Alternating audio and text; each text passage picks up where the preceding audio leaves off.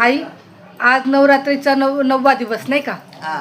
तर मग आता उद्या परड्या भरायच्या आपल्याला. हो, परड्या भरायच्या उद्या. मग आता काय काय करायचं ग परड्यामध्ये? आता तुला काय माहित नाही होय दरवर्षी काय करतो आपण? अगं हो, पण माझ्या नाही एवढं लक्षात राहत. हे बघ, आपण काय करतो 3 निवाद करतो. अच्छा. हा मटणाचा, पुरणपोळीचा, दही भाताचा. हा तर ते करायचं. हा 2 नारळ आणायचा, एक येडायला एक आंबाबाईला. हा मी 2 नारळ घेऊन आली.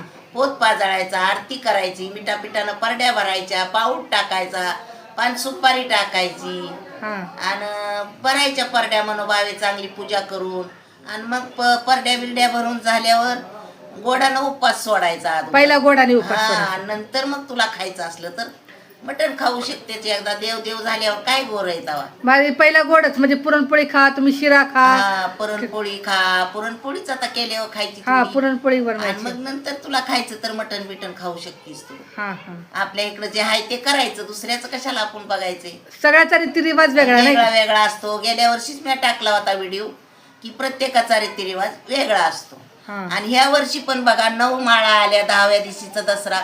पण हे कसं त्या पंचांगात लिहिलं असेल की लिवा 11व्या दिवशी मी जन्मले तसे 11व्या दिवशी दसरा शिलांगण आलं नाही आणि या वर्षी आलंय. आता कसं सगळंच बदलायला लागलं. आता माणूसच बदलायला लागला, त्याच्यामुळे निसर्ग सगळं बदलायला लागला. लागलं. काय करायचं, पाऊस राहीना, लोकांच्या तोंडाचं पाणी पळाले आधीच. आणि आणि वरून बदलत येतंय. जर वेळेला आमुषा 2, एकादशी 2, दसरं 2, काय उपयोग आहे ह्याचा.